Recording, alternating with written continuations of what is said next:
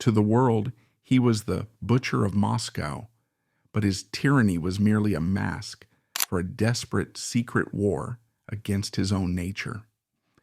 Grand Duke Sergei lived in a glass closet. While he played the role of the pious husband, his true obsession lay with the handsome young men of his regiment. The tragedy is mirrored in his admiration for Tchaikovsky. Both were homosexual men, yet while the composer turned his forbidden desires into beautiful art, the Grand Duke suffocated his into brutality. He didn't just police the city, he built a police state to imprison his own heart, becoming a monster simply because he was terrified to be himself. Sergei was not born a monster. Born the seventh child of Tsar Alexander II, he was the most introverted and sensitive of the brood. His youth was not defined by the glitter of the court, but by the smell of sickness in his mother's boudoir. Empress Maria Alexandrovna spent decades slowly dying of tuberculosis, withering away while her husband, the Tsar, found comfort in the arms of a mistress. Young Sergei became his mother's shadow. He sat by her bedside for hours, watching the life drain from the only person who truly understood him. When she finally died in 1880, Sergei was only 23. Her death was not just a loss, it was a collapse of his world. To fill the void, he turned to religion with a desperate, drowning intensity. Prayer became his fortress, a place to hide from a reality that had hurt him too deeply. It was during these formative years that the whispers began in St. Petersburg. Sergei was tall, pale, and strikingly handsome, but there was something unnatural about his carriage. He walked with a stiff, unyielding posture that people mistook for supreme arrogance. But this rigidity was a mask for a secret physical agony.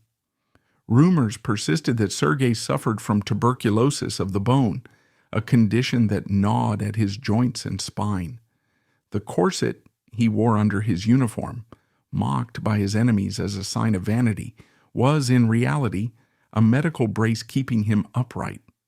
The arrogance of the Grand Duke was actually a man bracing himself against chronic, grinding pain. But the physical pain was nothing compared to the war raging in his soul. As he grew into manhood, Sergei found he had no interest in the ladies of the court. His heart beat only for the masculine camaraderie of the military. He spent his days with the officers of the Preobrazhensky regiment, mentoring handsome young adjutants, grooming them, keeping them close.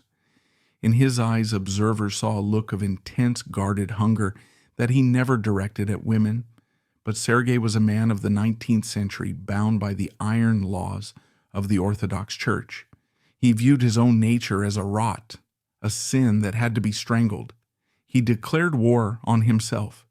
He tried to purify his soul through rigid discipline, turning his self-loathing into an obsession with order and protocol. After the Empress died, the gilded ballrooms of St. Petersburg became unbearable for Sergei. The chandeliers were too bright, exposing the grief he wanted to hide. The polite, vapid laughter of the courtiers sounded like static noise against the silence of his loss. He felt like a ghost haunting a party he wasn't invited to. So he ran. He retreated to the one place where emotions were forbidden and order was absolute, the Imperial Army. Young Sergei buried himself in the command of the Preobrazhensky regiment, the oldest and most elite guard unit in Russia. Here, he found a sanctuary built of leather, steel, and sweat. It was a hyper-masculine world where women were merely decorative abstractions, far removed from the daily reality of barracks life. In the regiment, the complex, messy rules of emotional intimacy were replaced by the clear, sharp lines of military hierarchy. He threw himself into the role of the commander with a fanatical zeal. He was a martinet, known for his draconian discipline and his obsession with the perfect shine of a boot or the precise angle of a salute. But this rigidity was a containment wall. Behind the closed doors of the officers' mess, a different Sergei emerged. He surrounded himself with handsome young adjutants, men in the bloom of youth. He didn't just command them, he mentored them, possessed them emotionally. He spent long nights with these favorite officers, reading poetry, discussing art, and forging intense, passionate friendships that hovered dangerously on the edge of something more. The court whispered. They saw a man who flinched at the touch of a debutante's hand, but whose eyes burned with a dark, guarded intensity when looking at his soldiers. The rumor that the Grand Duke hates women began to circulate, not just as gossip, but as a diagnosis. In the 19th century, there was no language for who Sergei really was. There was only sin. And so he wore his uniform like a corset, binding his desires so tight that he could barely breathe. But the regiment was a temporary fix. The guilt of his nature continued to rot him from the inside. In 1881, driven by a desperate need for spiritual scouring, Sergei fled Russia entirely. He went to the Holy Land. This journey to Jerusalem was not a vacation. It was a crusade against himself. Under the brutal, blinding sun of the Levant, Sergei tried to burn away his impurities. He didn't just visit the holy sites, he tried to possess them. He spent days in the dust, funding and leading excavations, digging into the earth as if searching for a version of Christianity that hadn't yet been complicated by human nature. He walked the Via Dolorosa, praying that the sweat and the physical exhaustion would cleanse his soul. It was here, amidst the ancient stones, that he founded the Imperial Orthodox Palestine Society. On the surface, it was a charitable organization to help Russian pilgrims. But psychologically, it was Sergei's attempt to build a kingdom he could actually control. He couldn't control his heart, so he controlled the archaeology of Jerusalem. He loved the dead cities of the Bible. They were static, holy, and silent. They didn't judge him. However, the tragedy of his pilgrimage was that he returned not with peace, but with fanaticism. He had learned the wrong lesson. He came to believe that holiness was achieved through repression and force. He returned to Russia not as a healed man, but as a zealot in a cold shell. He had decided that if he could not be pure by nature, he would be pure by force of will. But the Romanov dynasty did not care about his internal wars. Upon his return, the pressure from his brother, Tsar Alexander III, became an ultimatum. A Grand Duke must marry. A Grand Duke must produce heirs. The rumors about his bachelor habits were becoming a liability to the crown. He needed a wife not for love, but for cover. He needed a beautiful, unimpeachable woman to stand beside him and silence the whispers. He needed a shield. And in the grand calculus of European royalty, no one was more suitable than Princess Elizabeth of Hesse, Ella. To the world, it was the perfect match. They were cousins, having known each other since childhood, sharing summers at the Hessian palaces. They were bound by royal blood and a shared history of family tragedy. Ella, too, had lost her mother young. They shared a love for art, for music, and a deep, resonant spirituality. On paper, they were soulmates. But there is a profound cultural irony here, involving Russia's greatest composer, Pyotr Ilyich Tchaikovsky. Sergei was a patron of the arts, and Tchaikovsky was a frequent guest at his estates. Yet, Tchaikovsky lived the life that Sergei feared. Tchaikovsky was a homosexual who, despite his own torment, managed to transmute his suffering into some of the most beautiful music ever written. Sergei, conversely, took the same internal nature and suffocated it, turning his suffering into cruelty. One can only imagine what Sergei felt when he sat in the concert hall, listening to the raw, emotional power of Tchaikovsky's Pathétique Symphony. Did he recognize the sound of a soul crying out, a sound so similar to his own?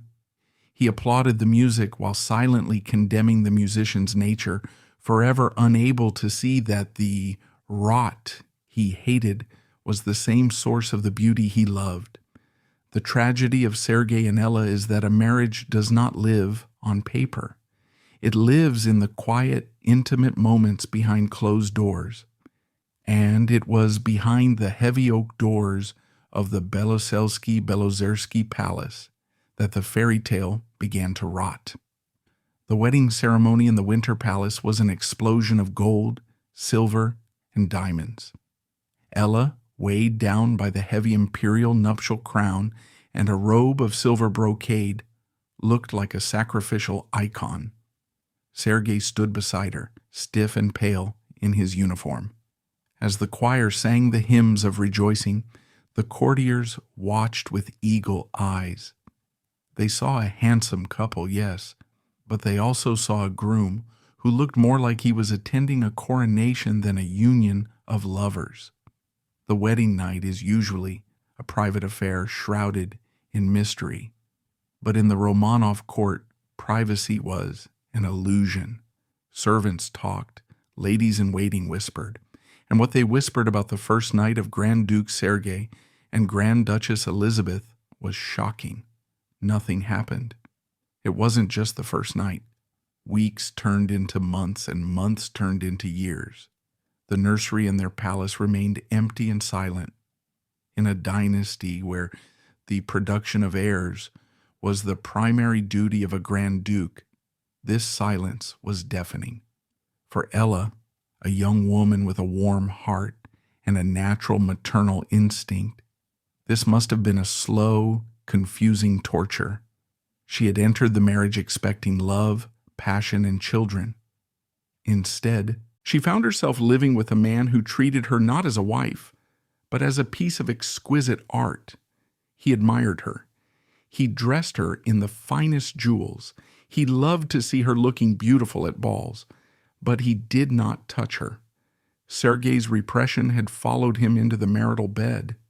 To him, the act of physical intimacy, even with a woman as perfect as Ella, was likely fraught with anxiety and revulsion. His desires lay elsewhere, on a path forbidden by his God and his law.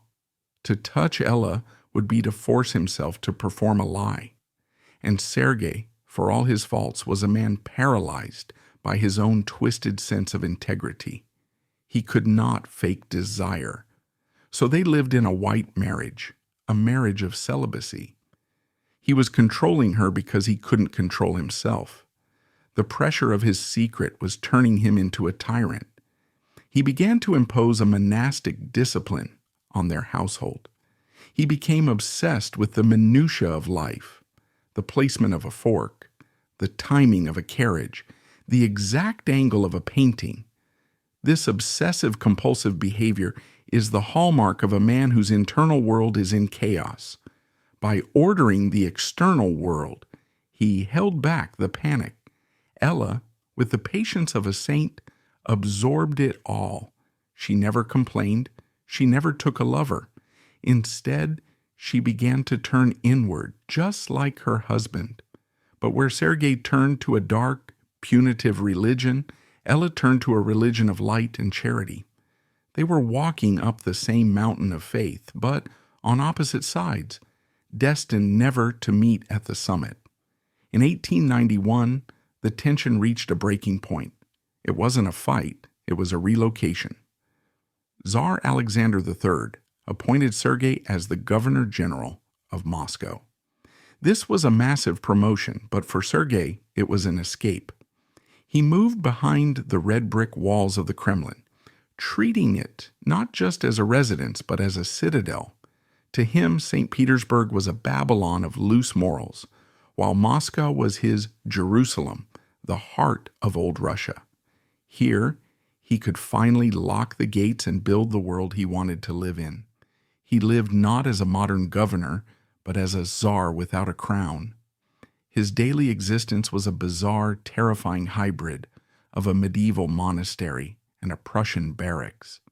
He rose before the sun in the dark, subjecting himself to ice-cold baths. This wasn't just hygiene, it was penance. He believed the freezing water would shock the sinful heat out of his body, numbing the desires that constantly tormented him. His private quarters in the Kremlin were stifling. The rooms were filled with floor-to-ceiling icons, the air thick with the cloying, heavy scent of beeswax candles, and incense that burned 24 hours a day. In this gloom, Sergei tried to turn back the hands of time. He deluded himself into believing he was a 17th century boyar, a noble of the old world, rather than a man living on the cusp of the 20th century.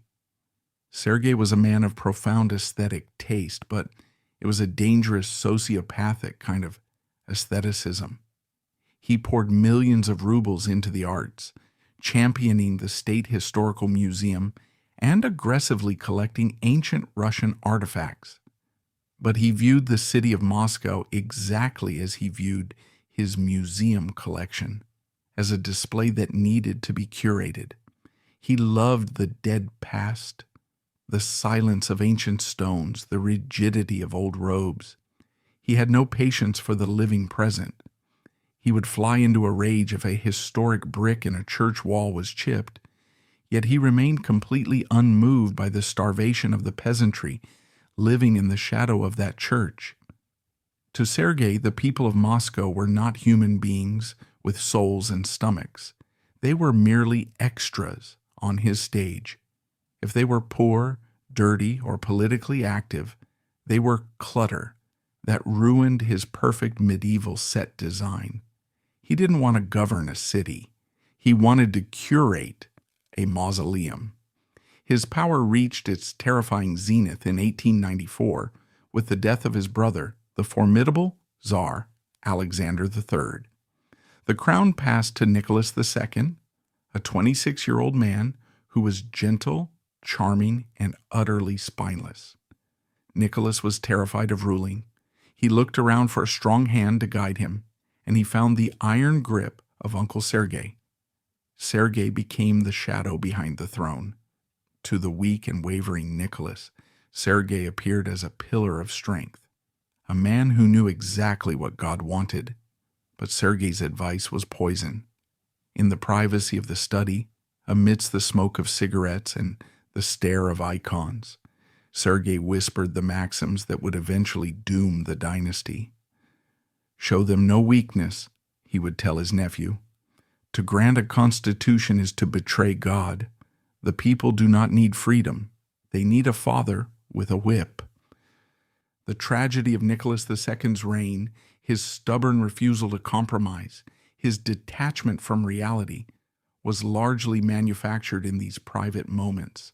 Sergei projected his own rigidity, his own fear of chaos, and his own hatred of the modern world onto the young Tsar. He treated Nicholas like a puppet, pulling the strings to drag the entire Russian Empire back into the Dark Ages, unaware that by tightening the grip, he was only ensuring that the eventual explosion would be total. But moving to Moscow didn't solve the problem. It magnified it. Now, Sergei wasn't just a Grand Duke, he was the ruler of the city. His personal repression began to bleed into his political policy. The man who whipped himself with guilt began to whip the city of Moscow. He became a hardliner. He surrounded himself with the most conservative, reactionary elements of the police and the church. He believed that the rot in Russia, the liberalism, the students, the revolutionaries, the Jews, needed to be cut out, just as he tried to cut the rot out of his own soul. Sergei's war in Moscow wasn't fought solely with uniformed police. There is a darker chapter that often gets omitted from polite biographies: his patronage of the Black Hundreds. The Black Hundreds were ultra-nationalist street gangs who roamed Russia beating students, liberals, and Jews. While other Romanovs distanced themselves from these thugs, Sergei embraced them. He saw them as the loyal people's militia, He secretly funneled money and protection to their leaders. It is a chilling realization. The Grand Duke, in his scented uniform and diamond-studded cross, was effectively the godfather of state-sponsored hooliganism. He believed that by unleashing the mob against the enemies of the Tsar, he could save the autocracy. Instead, he normalized violence in the streets of Moscow, teaching the population that brute force was a legitimate political tool, a lesson the Bolsheviks would later learn all too well. It was during these years in Moscow that the tragedy of the childless marriage came into sharp relief. In 1891, Sergei's younger brother, Grand Duke Paul, suffered a terrible loss. His wife died in childbirth, leaving behind 2 children, Dmitri and Maria. Sergei and Ella stepped in. They took the children. For a moment, the ice seemed to crack. Sergei, the cold, terrifying governor-general, melted around these children. He bathed Dmitri himself, a shocking breach of protocol. He was tender, protective, and deeply loving. This is the paradox that makes him so tragic. He was capable of immense love, but only when it was safe. With the children, he could be the father he always wanted to be, without the sin of adult desire. However, even this act of charity had a dark edge. When the children's real father, Grand Duke Paul, eventually remarried a commoner, Sergei was apoplectic. He effectively exiled his own brother and kept the children. He destroyed a real family to build his fake one. The giant, the protector, Tsar Alexander III, died at the age of 49. His death left the Russian Empire in the hands of his son, Nicholas II, a 26-year-old man who was gentle, charming, and utterly terrified of the crown. This was the moment Sergei had been waiting for, perhaps unconsciously. He looked at his nephew, slight, indecisive, with panicked eyes, and saw a vacuum. Nicholas was weak. Sergei would be strong. The uncle stepped out of the shadows and positioned himself as the iron pillar of the new reign. In the privacy of the study, amidst the smoke of cigarettes, Sergei whispered the maxims that would eventually destroy the dynasty. Show them no weakness, Nicky. To grant a constitution is to betray God. He treated Nicholas like a puppet, pulling the strings to drag the entire Russian Empire back into the Dark Ages. Now, unchecked by his brother's pragmatic hand, Sergei's personal repression began to bleed directly into state policy. He became a zealot, believing he had to scrub the dirt out of Russia just as he tried to scrub it from his own soul. This obsession with purity culminated in one of the most brutal chapters of his career, the expulsion of the Jews. In 1891, shortly after arriving in Moscow, Sergei had already begun to tighten the screws. But by the mid-1890s, the campaign became a crusade. He viewed the Jewish community in Moscow not as citizens, but as a contagion. On the first night of Passover, a timing chosen with deliberate, cruel irony, the decree was enforced. The scenes in the Zaryadia district were apocalyptic. Police, acting on Sergei's direct orders, descended on Jewish homes in the middle of the night. It didn't matter if you were a wealthy merchant who had lived in Moscow for decades, or a decorated veteran of the Tsar's army. Whole families were dragged from their beds. In the biting cold, mothers clutched babies, while fathers were shackled. The snow was trampled into gray slush by thousands of boots as a mass exodus began. Sergei watched this from the high windows of the Governor-General's palace. He was deaf to the pleas of the international community. He was deaf to the weeping of the families being marched to the train stations in chains. To him, this wasn't cruelty. It was hygiene. It was a desperate, flailing attempt to align his city with a rigid medieval vision of God's will. He was projecting his internal war, the war against his own unnatural desires, onto a scapegoat. If he could drive the strangers out of Moscow, Perhaps he could drive the stranger out of himself. There was, however, one place where Sergei's tortured soul found a fleeting peace, a place far removed from the blood-stained snow of Moscow, Jerusalem.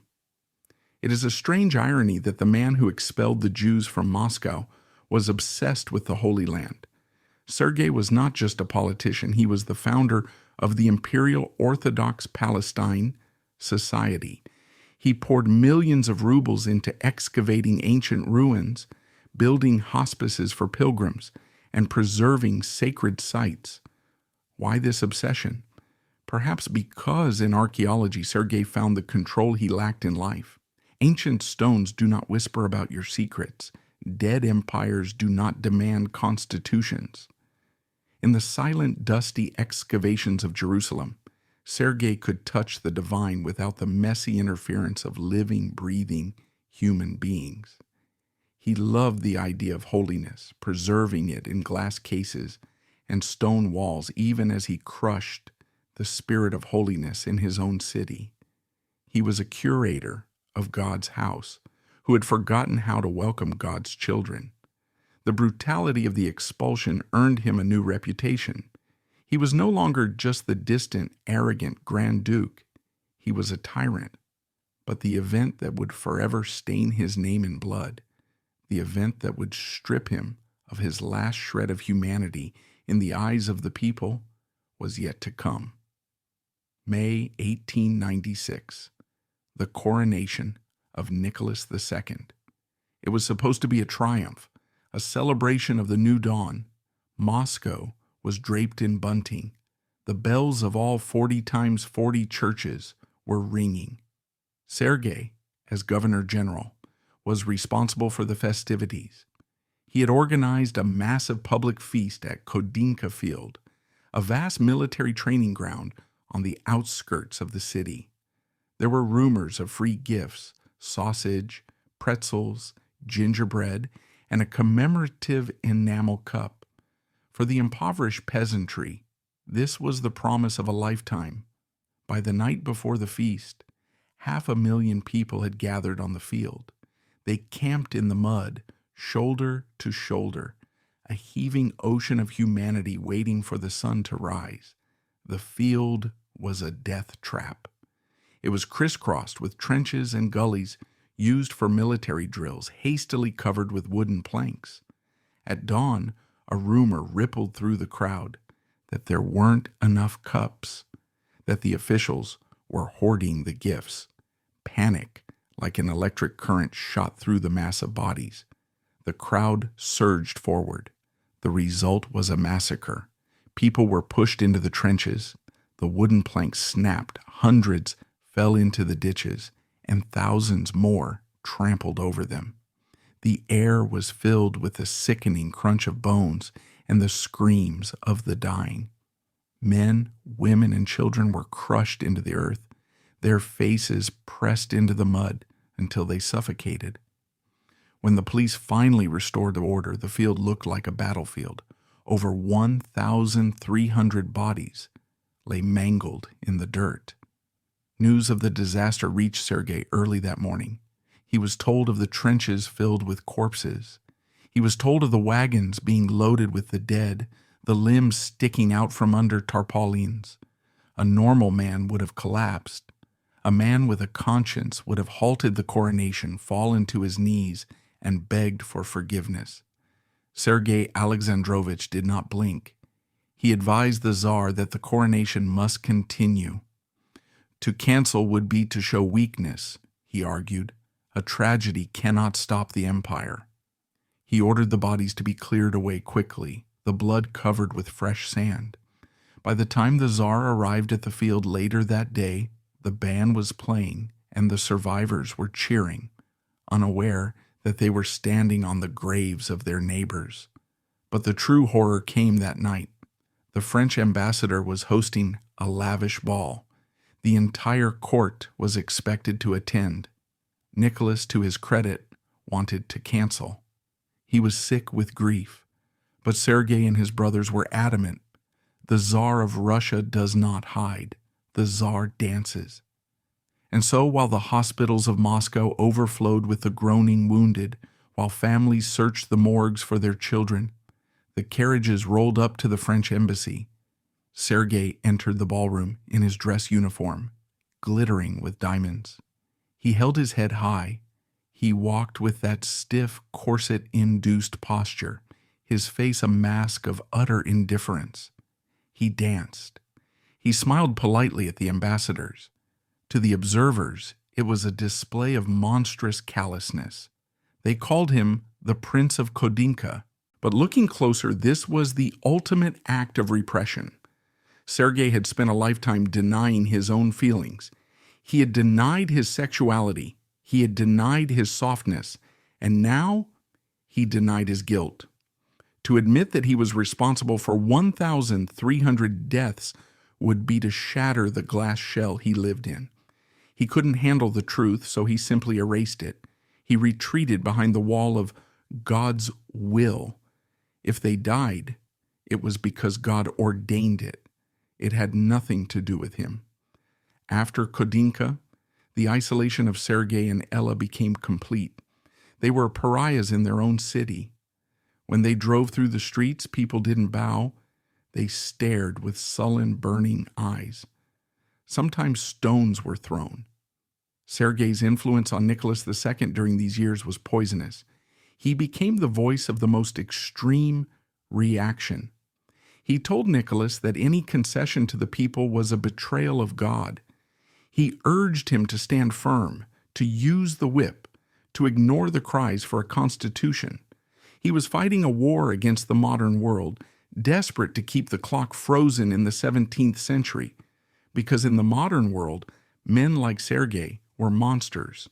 In the old world, they were divinely appointed. It was in this vacuum of power that Sergei introduced a dangerous new element to the court, long before Rasputin arrived. History often blames the Empress Alexandra for the introduction of mystical charlatans into the Romanov court, but the door was actually opened by Sergei and Ella. It was Sergei who introduced the Tsar to a French mystic named Maître Philippe. Philippe was a butcher's son turned spirit healer who claimed he could speak to God. Sergei and Ella, in their desperate search for spiritual validation, fell under his spell. They held seances in the governor's palace. They convinced the Tsar that this Frenchman was a messenger from heaven. This reveals a dangerous flaw in Sergei's piety. His faith was intense, but it was also superstitious and gullible. By legitimizing Maître Philippe, Sergei set a precedent. He taught the Tsar that salvation could come from wandering holy men rather than the established church. In a very real sense, Sergei laid the red carpet for Grigory Rasputin. He planted the seeds of the dark mysticism that would eventually strangle the empire he tried so hard to protect. But the pressure was taking its toll. The Ice Prince was beginning to crack. Those who saw him in private during the early 1900s described a man on the verge of a nervous breakdown. His hands shook. He developed a nervous tic in his cheek. He became obsessed with the safety of his adopted children, Dmitri and Maria, terrified that the infection of the revolution would touch them. He began to speak of his own death with a strange longing. He would visit cemeteries and linger there. He gave away personal possessions. It was as if he knew the bill was coming due. In 1904, the Russo-Japanese War broke out, a disastrous conflict that Sergei had supported, believing a small victorious war would unite the country. Instead, it humiliated Russia. The defeats piled up. The anger in the streets turned into a roar. Terrorist attacks became daily occurrences. Ministers were being blown up in St. Petersburg. Moscow was a powder keg, and everyone knew who held the match. In January 1905, the dam finally broke. Bloody Sunday in St. Petersburg, where troops fired on peaceful protesters, set the country on fire. Sergei, realizing he could no longer hold the city, resigned his post as governor general. He moved out of the governor's mansion and retreated into the Nikolaevsky Palace inside the Kremlin walls. He sent his resignation to the Tsar, but he refused to leave Moscow. He could have gone to the Crimea, to the Riviera, to safety, but he stayed. He stayed in the Kremlin, the heart of the target. He dismissed his guards. He stopped varying his routine. He was like a captain who chains himself to the wheel of a sinking ship. The final days of Sergei Alexandrovich were spent in a strange, ghostly quiet. He spent hours in the Chudov monastery, praying before the relics of Saint Alexius. He wrote farewell letters. He was preparing his soul. He knew they were watching him. He could feel the eyes of the socialist revolutionaries on the back of his neck. He knew that a man named Boris Savinkov was running a combat organization specifically dedicated to his assassination. He knew they were tracking his carriage, and yet he went out every day. It is hard to escape the conclusion that Sergei was committing suicide by revolutionary. He was tired of the mask, tired of the secret, tired of the hatred. He was a man who had fought a war against his own nature for 47 years, and he had lost. Now, he just wanted peace, and in his mind, peace could only come through a violent purging, a martyrdom that would wash away the sins of his life. On that final morning, February 17th, 1905, the sun rose over a Kremlin buried in snow. Sergei woke early. He dressed with his usual meticulous care. He prayed. He said goodbye to his wife, Ella. He didn't tell her that he had seen the shadows moving near the Nikolsky gate. He didn't tell her that he knew today was the day. He simply kissed her hand, walked out to the carriage, and closed the door on his life. The carriage wheels crunched on the snow. The horses snorted in the cold air. The Tsar's uncle sat back against the velvet cushions, folded his gloved hands in his lap, and waited for the explosion that would finally set him free. The explosion that tore through the Kremlin at 2:45 p.m. was not just a sound. It was a physical blow that knocked people off their feet hundreds of yards away. The shock wave shattered the windows of the arsenal and the intricate glass panes of the Chudov monastery. For a moment, time seemed to suspend in a cloud of gray-yellow smoke, hanging heavy and thick in the freezing air, smelling of sulfur, burning wood, and the metallic tang of blood. When the smoke began to drift, the silence that followed was heavier than the noise. The sentinel at the gate stood frozen, his rifle shaking in his hands. The carriage, that symbol of imperial authority, was gone. In its place was a pile of splintered wood, twisted iron, and torn blue velvet. And scattered across the white snow like a macabre abstract painting were the remains of the Tsar's uncle. The devastation was absolute. The bomb had landed directly in the Grand Duke's lap. The force of the nitroglycerin had obliterated his upper body. His head was found later, blown onto the roof of a nearby building. His arm was severed. His legs were mangled. The only recognizable part of him left intact was his military greatcoat, now shredded and soaked in crimson, and the medals he had pinned to his chest with such pride that morning. Medals that now lay in the mud, mocking the glory they were supposed to represent. Inside the Nikolaevsky Palace, Grand Duchess Ella had been sitting at her work table, organizing bandages for the wounded soldiers of the Manchurian War. She heard the blast. She didn't ask what it was. She knew. In that instant, the dread that had lived in the back of her mind for years crystallized into a cold, hard reality.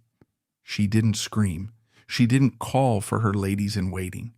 She stood up, her face draining of all color, and ran.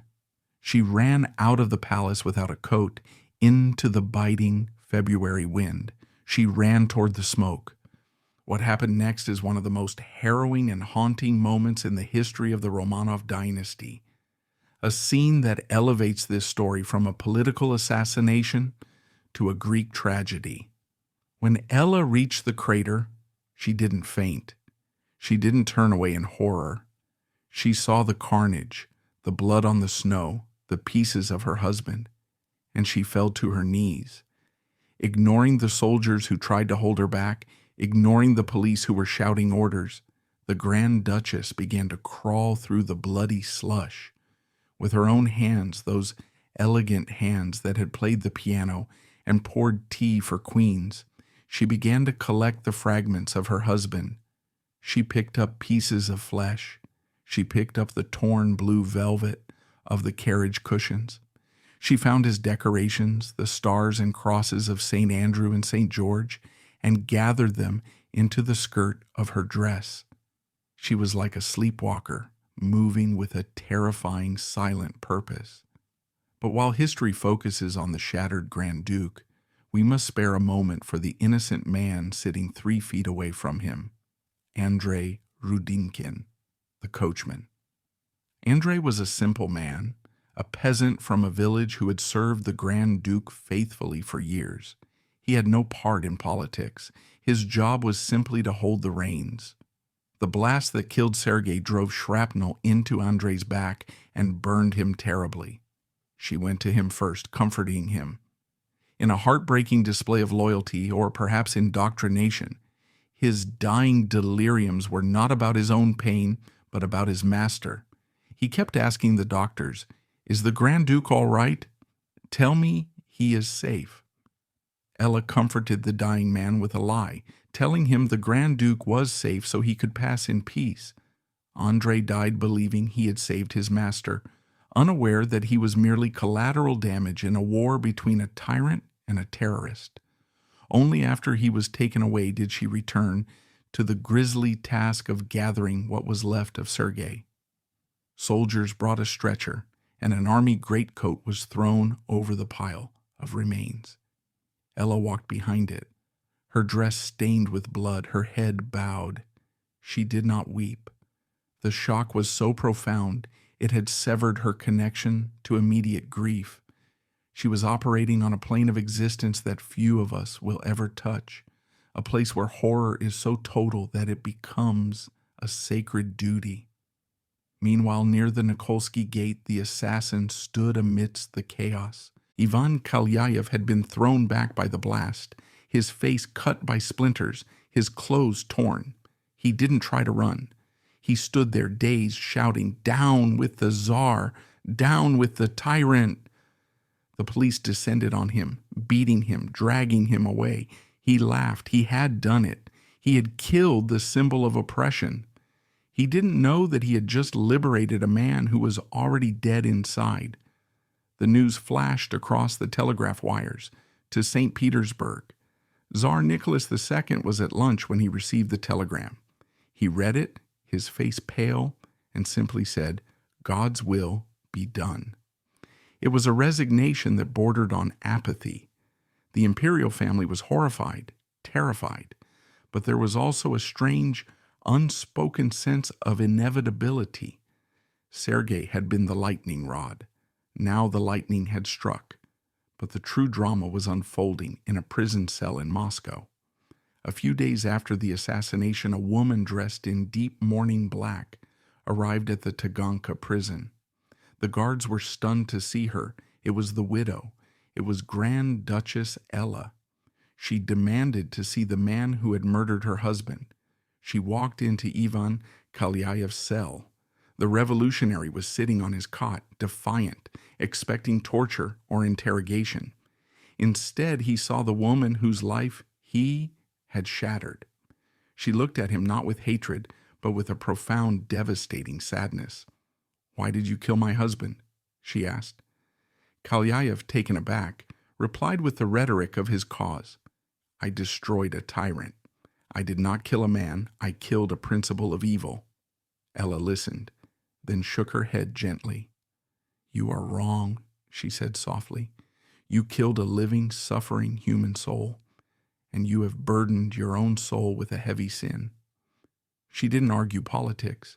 She didn't scream about the law. She placed a Bible on the table. She told him that she forgave him. She told him that Sergei, in his final moments, would have forgiven him too, a statement that was almost certainly untrue given Sergei's character, but it was what Ella needed to believe. She begged the assassin to repent, to save his soul, because to her, the tragedy wasn't just that Sergei was dead, it was that Kalyaev was damned. Kalyaev was shaken. He had prepared himself for the hangman, for the hatred of the ruling class.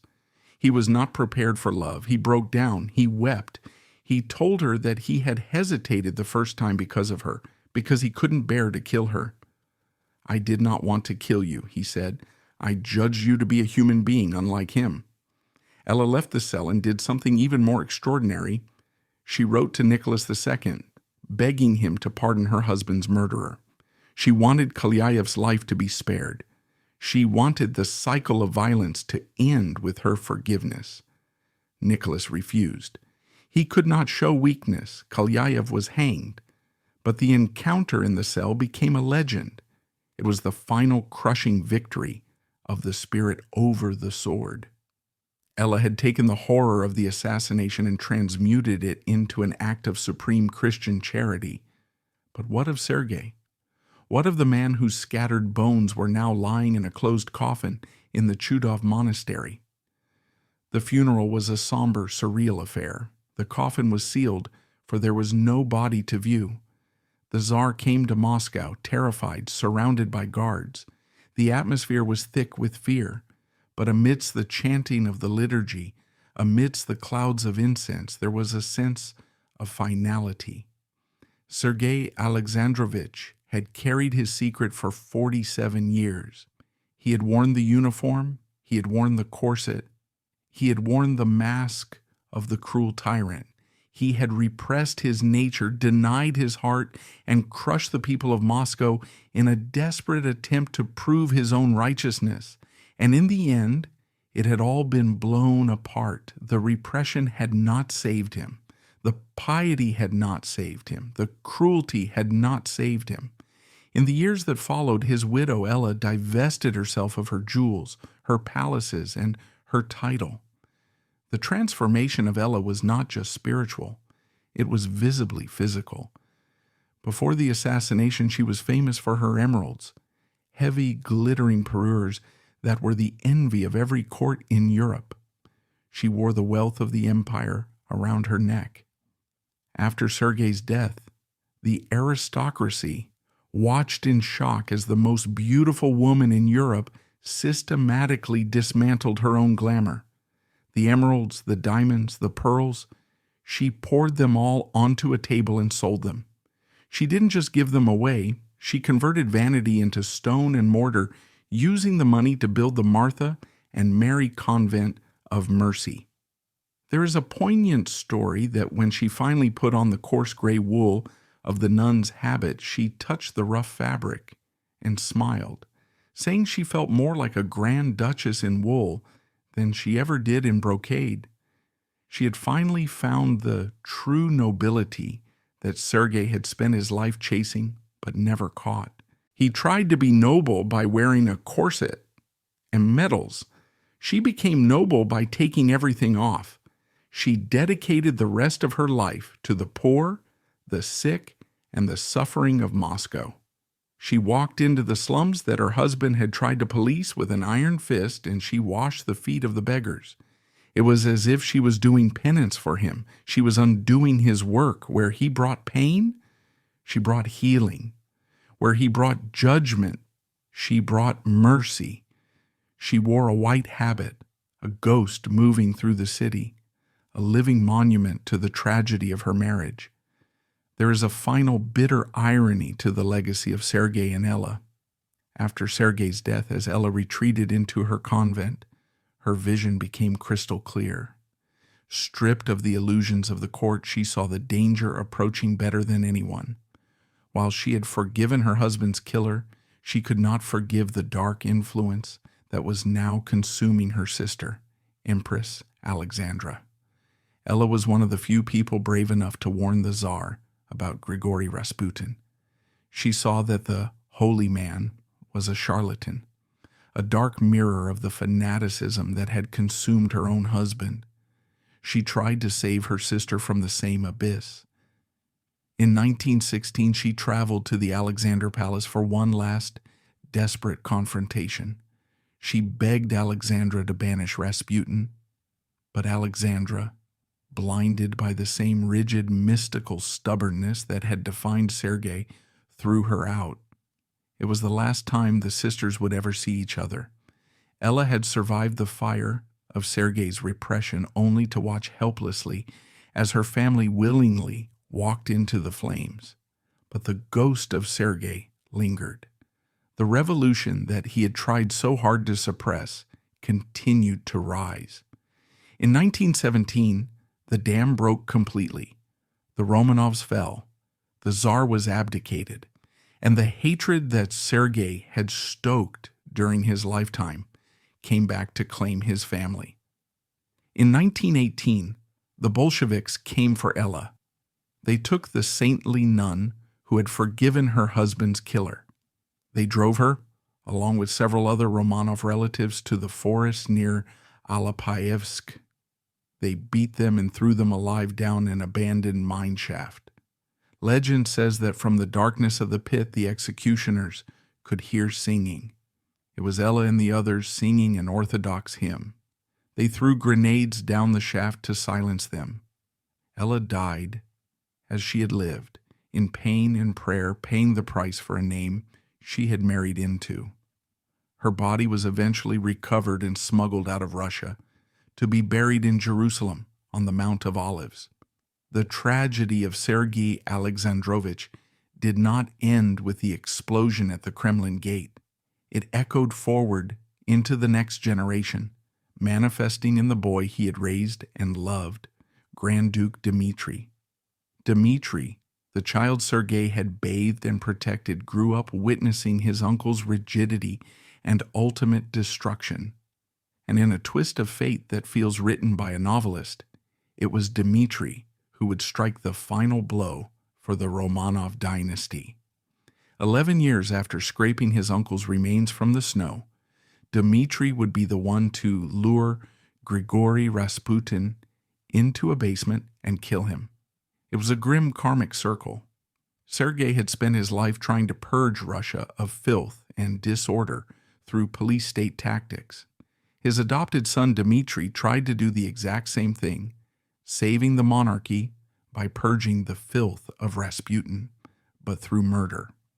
Sergei taught Dmitri that violence was a valid tool for righteousness. In doing so, he unwittingly trained the man who would trigger the final collapse of the connection between the Tsar and his people. The uncle died for the autocracy, the nephew killed for it. Both failed. But Sergei remained in the Kremlin. His tomb in the Chudov monastery was lost when the Bolsheviks demolished the monastery in 1929 to make way for a military school. For decades, the bones of the Tsar's uncle lay under the asphalt of a Soviet administrative square, forgotten, walked over by the very communist bureaucrats he would have despised. It wasn't until 1995, after the fall of the Soviet Union, that workmen excavating the Kremlin grounds hit something hard. They found a stone sarcophagus. Inside, they found the tattered remains of a military greatcoat, a pair of boots, and the shattered bones of a tall man. Sergei Alexandrovich had returned.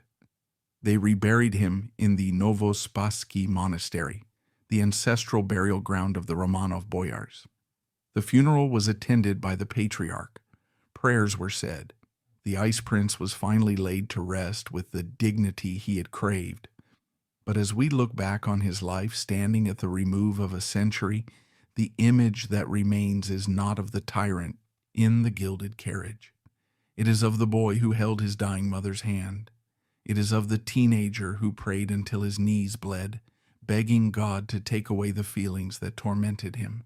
It is of the man who stood in front of a mirror, tightening a corset to hold himself together, terrified that if he let go, he would cease to exist. Sergei Alexandrovich was a villain in the history books, yes. His hands were stained with the blood of the innocent. but he was also a victim of a rigid, unforgiving world that had no place for a man like him. He was a casualty of a war that was fought not on a battlefield, but in the silence of the human heart. His secret died with him, or so he thought. But secrets have a way of surviving the explosion. They whisper to us from the archives, from the letters, from the tragic, empty eyes of his portraits. They tell us that the cost of repression is always, eventually, total destruction. The smoke has long since cleared from the Kremlin. The Romanovs are dust, but the story of the Tsar's uncle remains, a dark, cautionary fable about the price of living a lie. He wanted to be a pillar of salt, unmoving and pure. Instead, he became a pillar of fire, consuming himself and everything around him. And in the end, only the silence remains.